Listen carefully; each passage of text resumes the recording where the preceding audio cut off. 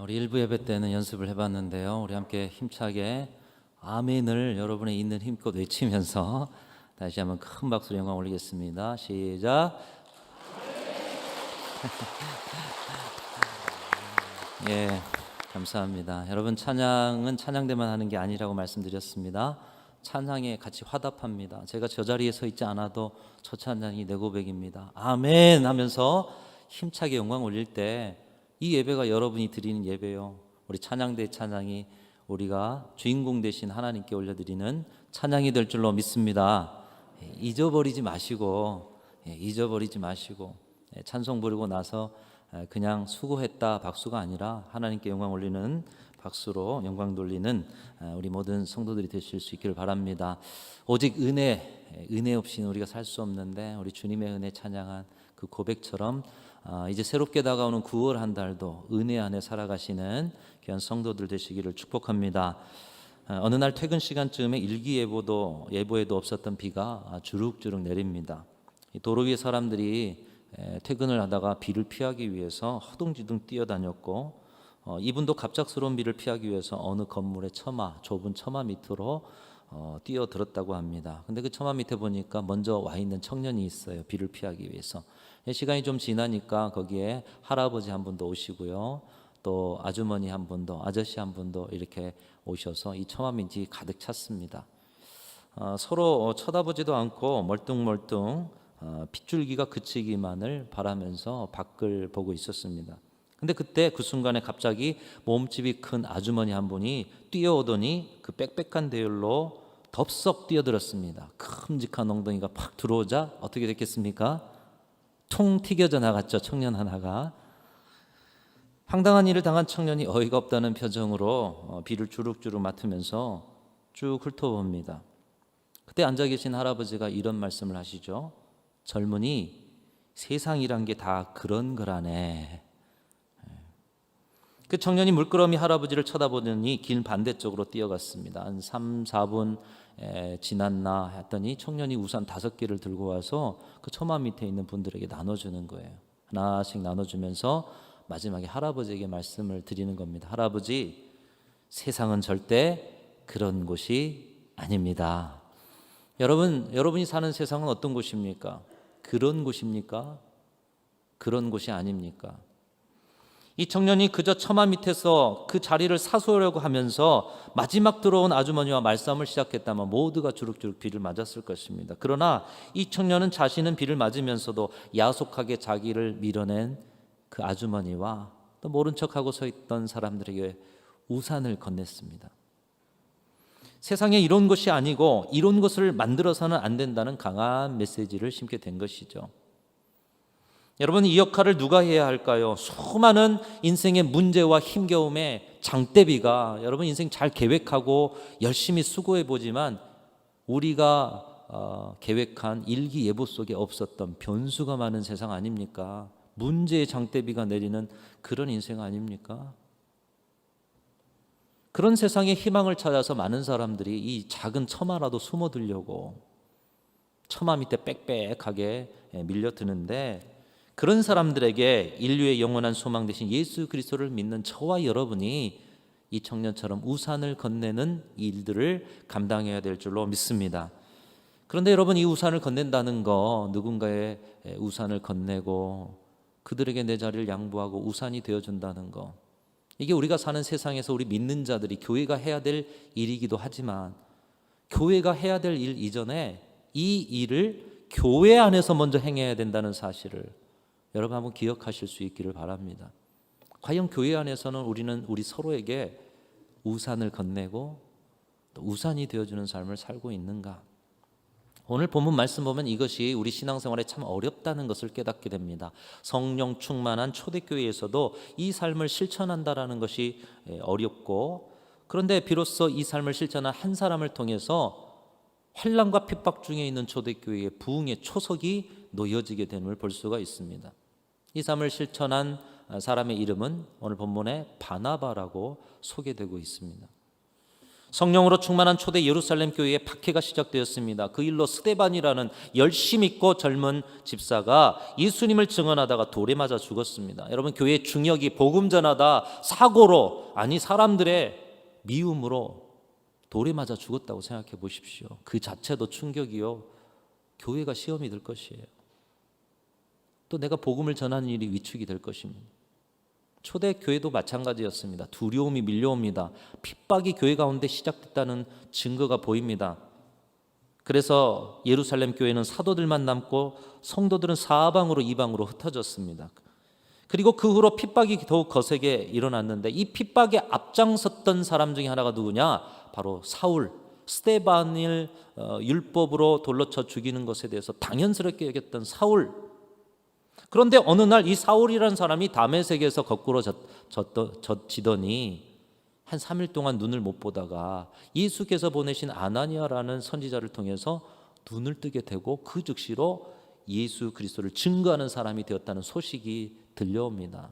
우리가 지난주에도 살펴봤던 내용이죠.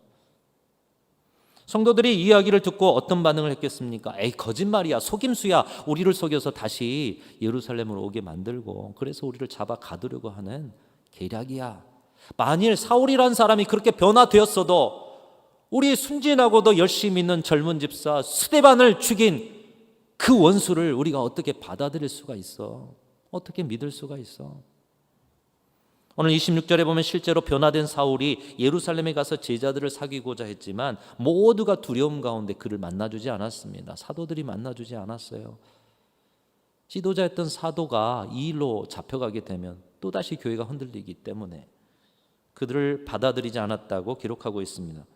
그런데 그러는 중에도 그를 받아들인 사람이 있었습니다. 바나바는 그를 받아들이고 그를 대변해주고 그를 교회의 일원으로 세우는데 혼신의 힘을 다했다는 것입니다.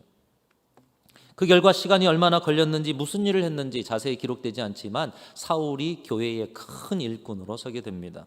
오늘날 우리가 변화된 사울, 즉 사도 바울이 아니고서는 기독교의 정수된 신학을 만날 수 없을 정도로 사울은 교회에 없어서는 안 될 일꾼으로 그렇게 변화되어 서게 되는 것을 볼 수가 있습니다. 그를 받아들이고 그를 용서하고 그를 교회의 일꾼으로 세웠던 초대교회는 오늘 31절에 보면 온 유대와 갈릴리와 사마리아 교회가 평안하여 든든히 서갔다, 이렇게 말씀하고 있습니다. 평안한 가운데 일치월장하여 부흥의 역사를 체험한 교회가 되었다는 것입니다. 환난과 핍박 중이었어요. 신앙도 어렵고 복음을 전하는 것도 어려웠어요. 그런데 그 가운데도 부흥하는 교회가 되었다는 것이에요. 무엇으로요? 원수 사울을 받아들임으로. 원수에게도 희망의 우산을 내면 교회에 주시는 은총. 누군가를 품는 폼이 예수님처럼 차라리 내가 십자가에 달려 죽을지라도 저 영혼 내가 세우리라, 살리리라, 예수님의 품처럼 큰 품이 된 그런 교회가 될 때에 부흥의 역사가 있다는 것을 오늘 본문이 우리에게 보여주고 있습니다. 여러분, 이것은 부흥이 그저 열심만 가지고 되는 것이 아님을 보여줍니다. 우리가 지난주에 우리가 예수님처럼 또 사도 바울처럼 이 가을에 열심을 회복합시다. 방향이 바른 열심을 회복합시다. 그런데 열심만 가지고 부흥을 이룰 수 없다는 것을 보여주고 있어요. 부흥이란 것은 오늘 바나바처럼, 그리고 바나바의 사람 세우는 모습을 받아들였던 초대교회처럼 모두가 아니라고 하는 그 영혼까지도 이웃이 되어주고 우산을 건네주면서 사람을 세우는 열려진 일꾼들, 열려진 공동체에 주시는 하나님의 선물이 부흥인 줄로 믿습니다. 오늘 말씀이 그것을 증거하고 있어요. 116년 동안 그리고 120년을 향해 전진하고 있는 우리 교회는 오늘도 바나바와 초대교회 같은 부흥의 초석을 반드시 놓아야 할 것입니다. 평안하여 든든히 서가는 교회, 하나님의 역사가 있는 교회, 그 부흥의 초석. 우산을 건넨 청년처럼 오늘 말씀의 바나바와 초대교회처럼 세상의 장대비를 맞고 있는, 그래서 조그만 희망이라도 그 비를 피해보려고 하는 사람들에게 우산이 되어주고 우산을 건네는 품이 넓은 교회가 되기 위해서 우리는 어떻게 해야 되는가, 말씀이 우리에게 가르치고 있습니다. 바나바와 초대교회는 어떻게 사울에게 희망의 우산이 되어 주었습니까? 오늘 이 말씀 여러분 많이 접해보셨고 이미 알고 계신 말씀일 거예요. 중요한 것은 그 말씀으로 살아내느냐가 중요한 것입니다. 그래서 이은성 목사의 말씀 선포는 쉬운 것 같지만 이렇게 사십시오, 이렇게 사십시오 하다 보니까 때로는 힘들다고 하신 분들이 있어요.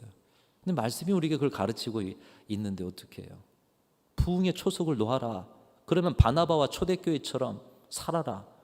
세 가지로 살라고 말씀하고 있습니다. 먼저는 서로에게 친절을 베풀고 서로를 영혼 깊이 알아가라 말씀하고 있습니다. 서로에게 친절을 베풀라. 한번 따라하겠습니다. 친절을 베풀어라. 뒤에는 모르셔도 친절이란 단어를 기억하셔야 될 것 같아요. 여러분, 서로를 알지 못하면 서로 친구가 될 수가 없어요. 우리 성도 서로도 순천중앙교회 성도로 모였지만 서로를 깊이 알지 못하면 서로 동력을 할 수가 없습니다. 서로 깊이 알아가는 것은 평생토록 해야 할 일인 것이죠. 함께 수십 년 사는 부부라도 서로 알지 못하면 그저 하숙집 드나드는 것 이상은 아닌 것입니다. 밥 먹어야 되고 자야 되니까 하숙집 드나들죠. 마찬가지로 교회에서도 신앙생활도 서로 알지 못하면 하숙집 옆방에 사는 사람과의 관계 정도 이상은 되지 않는 것이에요. 내가 거처하는 거처가 거기니까 들어갔더니 옆방에 누가 살고 있어요. 옆집 사는 사람 정도 여러분 서로 여긴다면 거기 어떻게 동력이 이루어지겠어요? 서로를 알아가야 한다는 것이에요. 마음을 열고 서로를 알아가고자 계속적인 관심과 사랑으로 나아가야 진정한 동력이 이루어지고 진정한 믿음의 연합의 공동체가 될 수가 있는 것입니다. 이 알아가고자 하는 관심과 사랑이 뭘로 표현되느냐? 친절로 표현되는 거예요. 별로 서로에게 관심이 없고 사랑이 없으면 친절을 베풀 이유도 없어요. 다가가지도 않아요. 근데 서로에게 관심과 사랑이 있다면 친절로 표현이 됩니다. 말 하나에도 표정 하나에도 예의를 담는 것에서부터 상대에 대한 관심과 사랑이 친절로 표현되는 것이에요. 그래서 오늘 27절에 보면 바나바가 사울을 너무나도 잘 알고 있어요. 어떻게 이렇게 바나바가 사울을 잘 알지? 이 사람이 핍박했던 사람인데 그가 어떻게 사울을 사귀었는지 성경에는 기록되어 있지 않습니다. 그런데 사도행전 4장부터 바나바가 나오는데 바나바가 성도들을 대하고 교회를 대하고 복음을 전파하는 그런 삶 속에 바나바가 어떻게 사울을 깊이 아는 관계가 되었는가를 볼 수가 있습니다. 바나바는 레위 족속이었습니다. 구약 시대에 구별되어 제사와 성물을 관리하던 지파, 거룩을 삶으로 표방하는 지파, 이 레위 지파에 속하였기에 그렇게 잘 자라서인지 거룩한 사람, 경건을 추구하는 사람이었습니다. 특별히 그는 교회에 큰 위로가 되었습니다. 요셉이라는 이름이 있었는데 교회에 얼마나 큰 위로가 되었던지 사도들이 바나바, 위로의 아들이라고 이름을 붙여주었어요. 그는 마음속에 있었던 이 친절과 사랑, 그 관심과 또 하나님의 은혜를 마음에만 가지고 있었던 것이 아니라 자신의 밭을 팔아서 사람들을 위로하는 헌신적인 사람이었습니다. 성도들에게 교회에 관심이 많았고 관심만큼 움직이고 행동하면서 그들의 우산이 되어준 사람, 그 사람이 바로 바나바였다는 것입니다. 오늘날 많은 부흥하는 교회들을 봅니다. 오늘 이 코로나의 시절에도 부흥하는 교회들이 있어요. 그런 교회들을 보면 숨은 바나바들이 있습니다. 더불어서 온 교회 성도들의 몸짓과 말 속에 친절과 배려가 배어 있는 것을 보게 되는 거예요. 바나바의 속성, 바나바라는 사람들이 곳곳에 있는 교회, 오늘날 부흥하는 교회더라고요. 우리 교회도 교회에 처음 오는 분이 있으면 여러분 분명히 새신자나 새가족일 것입니다. 그렇죠? 여러분이 교회를 다니셨는데 처음 보는 분이 있어요. 분명히 그분은 새가족일 거예요. 여러분의 집에 처음 보는 분이 집에 대문을 열고 마당에 들어와서 마루에 앉아 있다고 한번 생각해 보십시오. 여러분 그분을 처음 보고 그냥 흘려가실 분이 있으실까요? 쑥스럽다고 말도 걸지 않고 갈 때까지 숨어버린 분이 있을까요? 우리 집에 지금 현관문을 열고 들어와 있는데 여러분이 주인이라면 아마 자기 집에서는 그럴 분이 없을 것입니다. 누구세요? 어떻게 오셨어요? 생각을 넘고 성격을 넘어서 누구인지 확인할 거예요. 다가갈 거예요. 그런데 교회에서는 그냥 흘려 지나가는 분들이 있더라는 것이에요. 이것은 한마디로 나도 이 교회 성도가 아니라 손님이다. 여러분 손님만 그렇죠. 내 집에 일하면 내가 그럴 수 없어요. 근데 손님이니까 가만히 있는 거죠. 다가가지 않는 거죠. 근데 교회 안에서 그렇다는 건 내가 이 교회 손님이다라고 말하는 거예요. 수십 년 신앙생활해도 난 손님이야. 나 손님 대접해줘. 몇십 년 교회에서 신앙생활 했으면서도 손님처럼 다닌다면 심각한 것이죠. 모두가 손님인 교회가 어떻게 부흥할 수가 있겠습니까? 새 가족이 와요. 처음 보는 얼굴이에요. 반갑게 맞아주면서 어떻게 오셨습니까? 우리 교회 참 좋은 교회예요. 여러분, 비록 여러분이 제가 믿음지 않으시더라도 우리 교회 젊은 목사님 오셔서 열심히 하고 있습니다. 좋은 교회예요. 자리를 안내하고요, 말을 걸어주고요, 교회를 소개하고 당신이 내 가족입니다라는 그 느낌이 잊어지지 않도록 여러분 다가가셔야 하는 거예요. 친절을 베푸셔야 한다는 것입니다. 그래서 교회에 나갈 때 그 따뜻한 온기가 일주일 내내 식지 않도록 해야 되는 거. 여러분, 직분에 따라 더 뜨거우셔야 하는 거예요. 다가가는 그 뜨거운 온기가 오래 되실수록 더 뜨거우셔야 하는 거예요. 그것이 교회를 세우고 우리의 신앙을 행복하게 만드는 비결입니다. 여러분, 이것은 비단 새가족부의 일만이 아니라 신앙인이면 살아야 할 삶이다. 교회의 부흥을 기뻐하고 소망하는 자들이라면 그렇게 살아야 할 삶이 친절이다 말씀하고 있는 것입니다. 어떻게 해서든 손님처럼 사는 신앙의 체질을 바꿔내고 친절과 관심과 다가가면 신앙의 열매를 이룰 때 그 교회의 부흥의 역사가 있다는 것이에요. 여러분, 신앙을 떠나서 친절이라는 것은 인생의 변화를 이루어내는 힘이 됩니다. 신앙인이나 신앙인이 아니라 이 친절은 엄청난 변화를 이루는 것이에요. 어떤 분이 부모님을 일찍 여의고 누나와 단둘이 살았습니다. 이 누나가 30이 넘도록 결혼하지 않고 이 동생 뒷바라지를 열심히 했어요. 어린 시절부터 부모님이 안 계셨으니 얼마나 힘들었겠어요. 결혼의 정년기를 넘기고 이제 결혼은 포기하고 자신도 부모님을 잃어서 힘들었던 어린 생에 그래서 고아원 하나를 딱 정해서 평생 내가 부모로서 여기를 섬기겠다 이런 마음으로 기도하면서 신앙의 힘으로 이겨내면서 살았습니다. 그런데 어느 날 중앙선을 넘어온 음주운전 덤프트럭과 충돌해서 두 다리를 못 쓰게 된 거예요. 갑자기 장애인이 된 겁니다. 휠체어 말고는 누군가의 도움 없이는 살 수가 없게 되었어요. 이 남동생이 결혼을 앞두고 있었는데 너무 충격적인 일이 벌어진 것이에요. 그런데 더 충격적인 일은 앞으로 아내가 될 그 여성 집안에서 했던 반응이었습니다. 이제 불구가 된 누나와 같이 살아가야 한다라면 파혼하겠다라는 소식이 전해져 오는 거예요. 집안만이 아니라 그동안 서로 사랑한다라고 고백했던 여자도 그런 결혼 생활은 자신 없으니 나와 누나 중에 하나를 선택하라는 거예요. 선택은 나중에 해도 되죠. 근데 이 지금 충격적인 상황과 이런 상황에서 헤어나오지 못하는 그런 가운데 이 남동생이 세상에서 가장 사랑했다라고 생각하는 여성의 입에서 이런 말을 듣고 파혼을 결정했다라는 것입니다.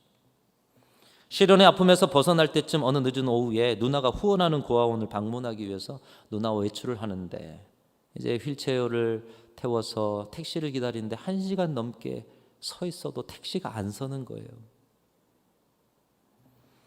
누나는 손등으로 눈물을 훔치고 동생은 세상에 대한 분노에 눈물을 삼켰습니다. 근데 그때 택시 한 대가 이들 앞에 멈추더니 트렁크가 탁 열리더라는 거예요. 그리고 운전석에서 기사가 내리는데 놀랍게 여성이었다고 합니다. 남동생이 누나를 택시에 안아 태우는 동안 여기사는 휠체어를 트렁크에 넣었습니다. 그리고 고아원에 도착을 했는데 깜깜한 밤이 되었어요. 휠체어를 밀고 어두운 길을 가는데 이 택시기사가 자리를 떠나지 않고 헤드라이트 불빛을 끝까지 비춰주더라는 거예요. 여러분, 지금 이 남동생은 아름다운 두 여자와 살고 있는데 하나는 누나이고 하나는 세상에서 가장 아름다운 그 여자 택시 기사라고 합니다. 친절은 우리의 삶에 엄청난 변화를 만들어 놓는 힘이라는 거예요. 여러분, 친절하시기를 주님의 이름으로 축원합니다. 친절하시길 바랍니다. 아무리 맛있는 맛집도 친절하지 않으면 다음에 가지 않습니다. 친절이 삶을 행복하게 하고 친절한 성도들이 모인 교회가 부흥하는 것입니다. 서로 감동되는 친절이 모이고 그 친절을 통해 마음이 열리는 것이죠. 마음이 열리면 마음을 열고 마음을 나누는 것입니다. 서로를 알아가는 것이에요. 그리고 서로를 알아가면서 서로의 우산이 되어 사는 평생의 동역이 이루어지는 곳, 여러분 그것을 교회라 하는 것이죠. 그것을 천국이라 하는 것이에요. 오늘 바나바와 같이 초대교회와 같이 친절을 통해서 하나님이 주신 부흥을 이루어가는, 평생에 깊이 알고 동역하는 그 행복이 있어지는 우리 교회가 되기를 간절히 소망합니다. 두 번째로 바나바와 초대교회는 어떻게 사울에게 희망의 우산이 되어줬는가? 두 번째로 한번 따라합니다. 서로 믿어주라. 서로 믿어주는 것이에요. 굳건한 신뢰의 관계가 되는 것입니다. 바나바는 사울을 믿어주었습니다. 27절에 보면 바나바는 사울이 어떻게 예수님을 만났는가, 그리고 예수님께서 이 사울에게 무슨 말씀을 하셨는가, 사울이 예수 그리스도를 영접하고 그 부름받고 나서 얼마나 힘있게 예수님을 전했는지, 복음을 전했는지 사도들에게 가서 대변을 하고 있습니다. 여러분, 누군가에게 증인이 되고 누군가에게 보증이 된다는 것, 누군가를 추천한다라는 것, 그 사람에 대한 확실한 믿음이 있을 때만이 가능한 것이에요. 그 추천과 보증이 곧 자신이기 때문인 것이죠. 사울이 교회 일꾼으로 설 수 있었던 것도 사울의 무슨 자질 때문이 아니었어요. 바나바의 보증 때문이었습니다. 이 바나바가 초대교회 성도들에게 인정받은 지도자였기 때문에, 그 신뢰받은 사람 바나바가 사울을 믿어줬기 때문에 바나바를 믿고 사울을 품어준 것이죠. 믿어주되 내 입장에서 믿어준 것이 아니라 그 사람을 이해한 바탕에서 그 사람의 입장에서 믿어주는 이 바나바의 믿음. 여러분, 똑같은 실력을 가진 사람일지라도 어떤 믿음과 신뢰를 받고 있느냐에 따라서 결과가 달라집니다. 여러분도 실력을 충분히 발휘하는 그런 자리, 믿어주고 지지해주는, 때로는 실족하고 슬럼프에 빠질 때가 있어요. 그런데 계속적으로 신뢰 속에서 여전히 버티고 있는 지지자가 여러분에게 있을 때 다시 힘을 내서 일어서는 것 아니겠습니까? 대표적으로 그런 지지자가 누구죠? 우리 어머니들 아니에요? 자식이 어떠한들 끝까지 믿어주는 거예요. 끝까지 신뢰하는 거예요. 끝까지 지지해 주는 거예요.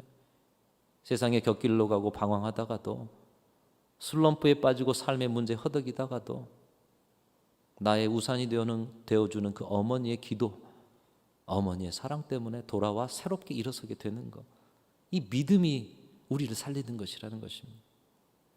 여러분에게 발생하는 모든 문제를 보십시오. 많은 부분 믿음의 문제입니다. 보이는 세계는 결국 보이지 않은 믿음의 문제로 몸살을 앓고 있는 것입니다.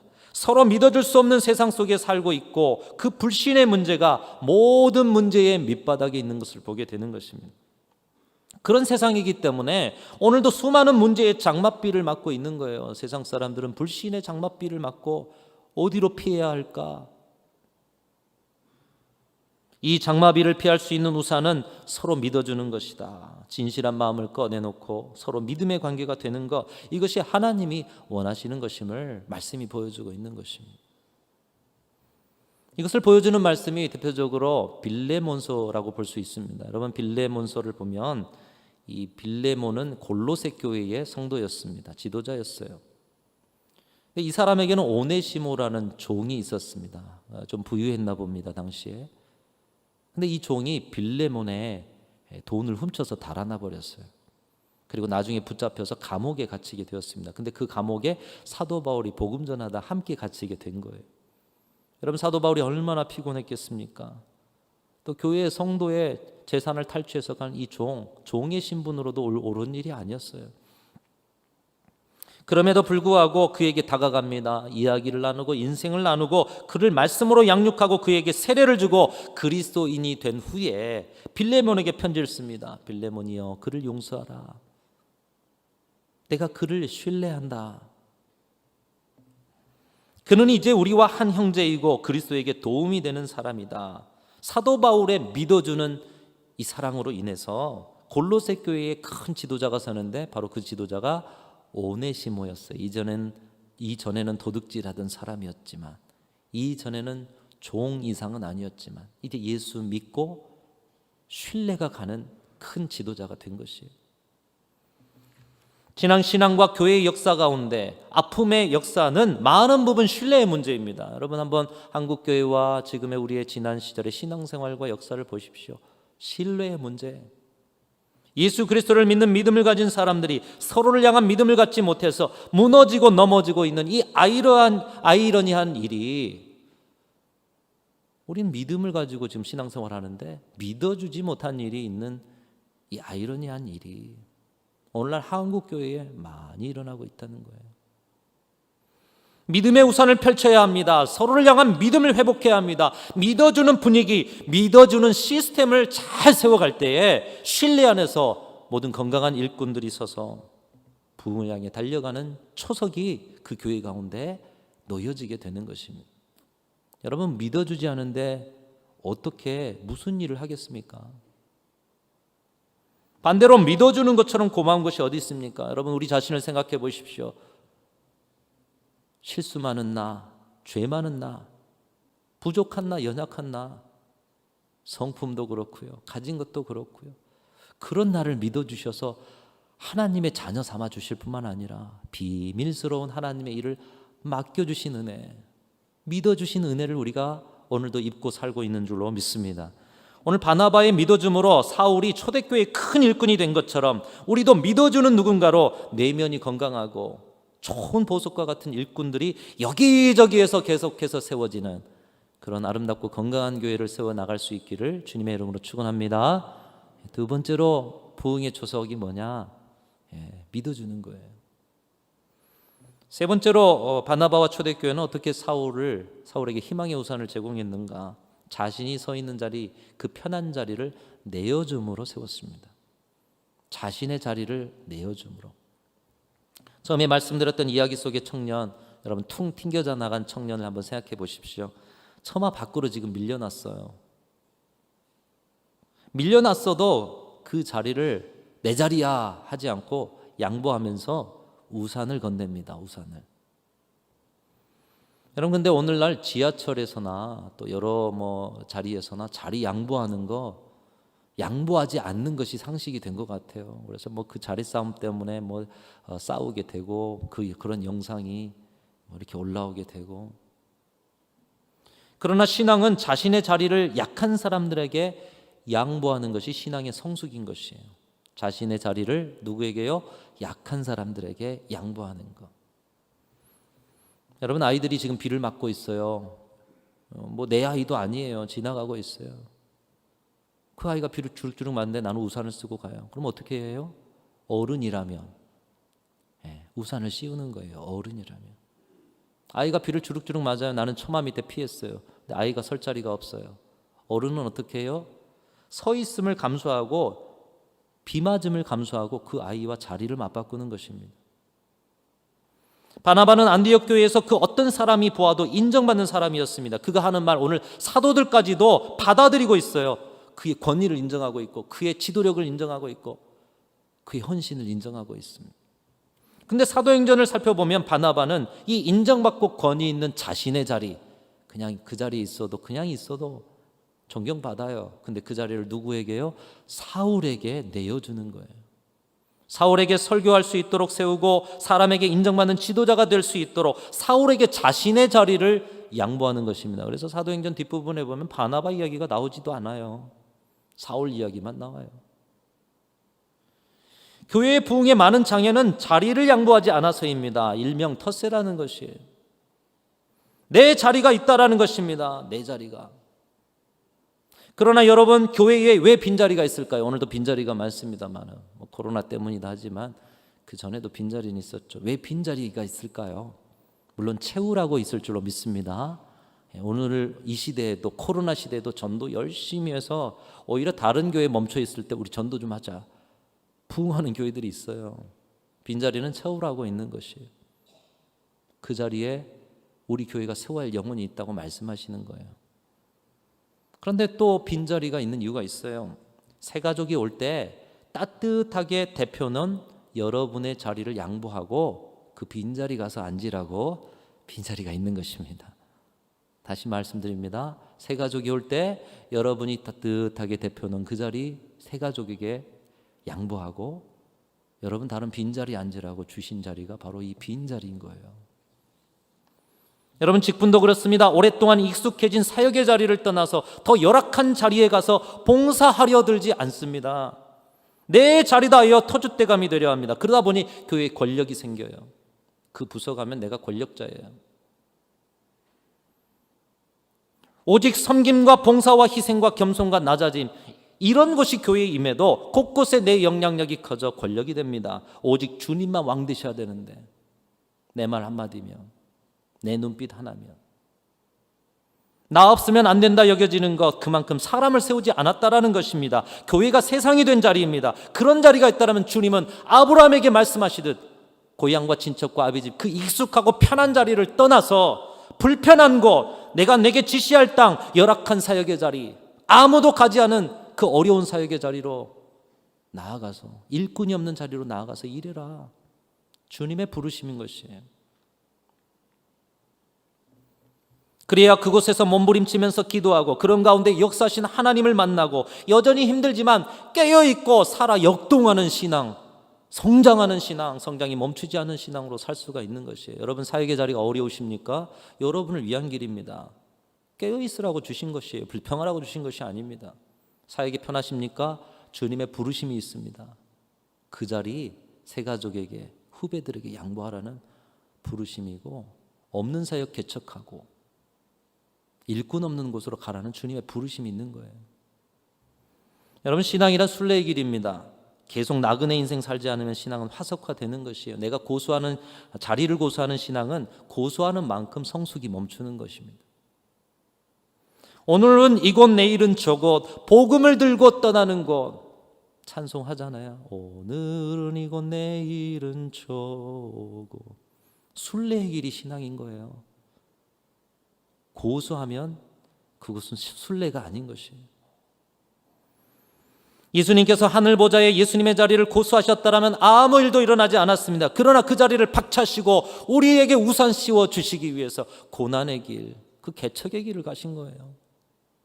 그리고 나중에는 다시 높이 올리셔서 그 보좌에서 높임을 받고 계시는 것입니다. 여러분의 소중한 자리들이 있으십니까? 그렇다면 그 소중한 자리를 소중하게 세워야 할 새가족들과 여러분의 믿음의 후배들에게 내어주셔서 그 자리에서 일꾼들이 자라고 내 자리에서 미래 세대들이 자라는 그런 은혜를 여러분의 눈으로 목도하시는 그런 우리 성도들이 다 되실 수 있기를 주님의 이름으로 축원합니다. 여러분, 새신자가 교회에 들어와서 새로운 자리 개척하는 것이 쉽겠습니까? 오래도록 신앙생활 하신 여러분들이 새로운 자리 개척하는 것이 쉽겠습니까? 여러분의 자리를 서로에게 내어줌으로 아름다운 양보와 미덕과 사랑이 넘쳐나는 교회, 바로 그 교회가 오늘 초대교회 부흥의 초석을 놓는 그런 교회가 되어질 줄로 믿습니다. 오늘 바나바를 통해서 우리 교회의 부흥의 초석이 무엇인가, 이 가을의 열심을 가지고 우리가 행하면서 하나님이 주신 은혜를 누릴 수 있는 비결이 무엇인가? 첫 번째로는 친절로 서로를 깊이 알아가자. 두 번째로는 끝까지 믿어주는 신뢰를 회복하자. 세 번째로는 나의 자리를 양보함으로 누군가 그를 정착시키면서 아름다운 부흥의 초석을 놓아가라. 주님 말씀하고 계십니다. 여러분, 오늘날의 많은 문제의 장마비를 맞고 살아가는 사람들이 좀 피해보려고 희망 가지려고 처마 밑으로 가고 있어요. 근데 처마가 아니라 우리의 영원한 우산 되시는 예수님을 전하고 또 우리도 그들에게 우산이 되어준 삶, 오늘 이것을 실천함을 통해서 정말 누군가에게는 우산이 되어 살아가는 교회와 성도가 다 되시기를 주님의 이름으로 축원합니다. 하나님 아버지, 감사합니다. 부족한 저희들 오늘도 하나님의 은혜를 누리고 있건만 세상의 문제와 힘겨운 장맛비를 맞는 사람들을 보고서도 그냥 지나칠 때가 많습니다. 특별히 교회 안에서도 그 위로받기 위해서 처마 밑이라도 달려온 우리 새가족들을 향해서나 힘들어하는 많은 성도를 향해서 우산 씌워주는 삶을 살지 못할 때도 많았습니다. 오늘 주신 말씀 가지고 다시 점검하며 친절과 신뢰와 또 양보의 미덕으로 주님이 기뻐하시는 아름다운 교회를 세워감으로 부흥하는 우리 순천중앙교회가 되게 하여 주시옵소서. 이 가을의 이 아름다운 열매로 더욱더 풍성하여 온 세상의 우산이 되는 우리 순천중앙교회로 세워 주시옵소서. 우리 구주 예수 그리스도의 이름으로 간절히 기도하옵나이다. 아멘.